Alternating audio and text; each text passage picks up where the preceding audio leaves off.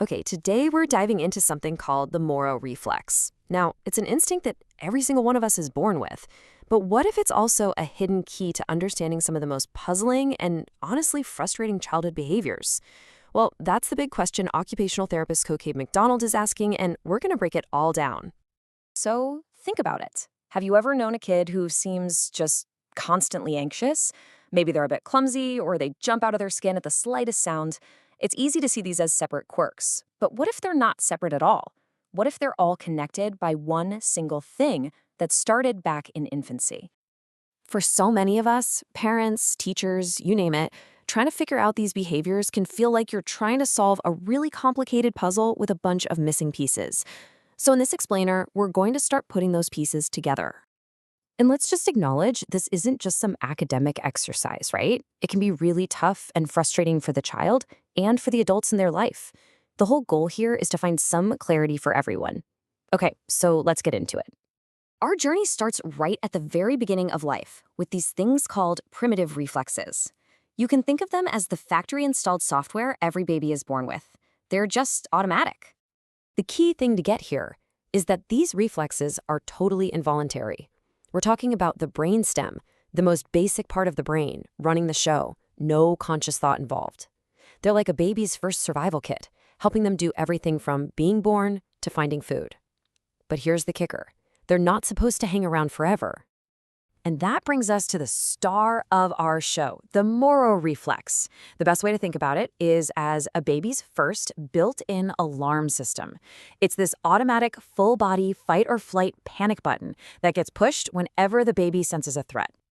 So what does this actually look like? It happens in a flash.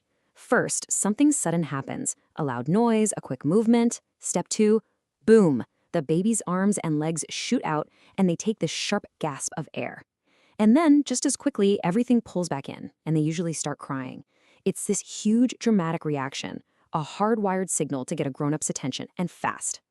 Now, this reflex has a really specific shelf life. It shows up before birth, it's super active for newborns, but by about 4 months old, it's supposed to integrate. That's just a fancy way of saying it needs to go dormant, to switch off. And this is a huge deal because the reflex going quiet is what allows the brain to build more mature, controlled ways of reacting to the world. But here's the central question. What happens when it doesn't switch off? What if that baby alarm system gets stuck in the on position, long after it's needed? Well, that's what experts call a retained reflex. That old involuntary program is still running in the background, interfering with development. It means the body is still responding to everyday surprises with that massive infant-level panic alarm, even in an older kid. Let's just compare the two for a second.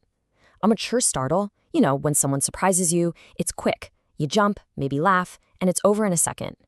But with a retained Moro reflex, you're getting that same original baby fight-or-flight response. It's a huge, over-the-top, whole-body reaction that comes straight from the brainstem and leaves the entire nervous system buzzing on high alert. And this, right here, is where all those puzzle pieces start to click together. A kid with a retained Moro might be extra sensitive to loud noises or bright lights. They might struggle with balance and coordination. They might have what seems like a deep-seated fear of falling. That's why they hate swings. Essentially, their body is constantly telling their brain that the world is a dangerous place. So, if that alarm is stuck on, can you do anything about it? Is there a way to finally switch it off? The answer, and the really good news here, is yes. The whole idea is called integration, and it's all about rewiring that connection between the brain and the body. I just love this quote from Kokeb McDonald because it's so hopeful. It's not about fixing something that's broken. It's about giving the brain a second chance, a do-over, to learn a developmental pattern that it might have missed the first time around. So how does that even work? Well, it's done through very specific, repetitive physical movements. These exercises basically take the brain back to school. They mimic the movements a baby naturally goes through, giving the brain a new lesson on how to finally mature beyond that old reflex. So just to give you a sense of what this looks like, an exercise they call the starfish actually mimics the two parts of the Moro reflex, but in a very slow and controlled way.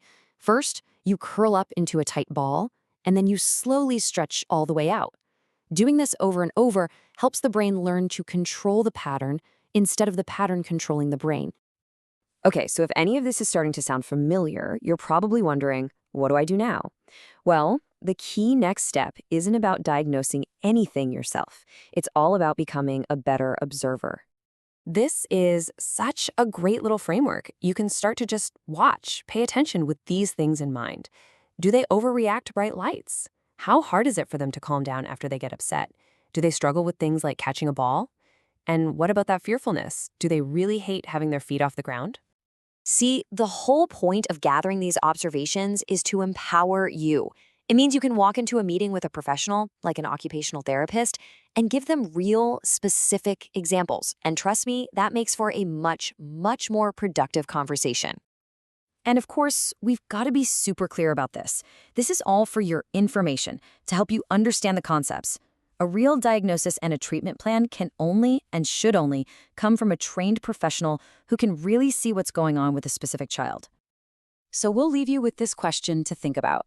For a child whose world is secretly being run by an alarm system that just won't shut off, imagine what could happen if they were finally given the tools to find that switch. Understanding this one reflex might not just solve a puzzle, it could unlock a whole world of calm, confidence, and untapped potential.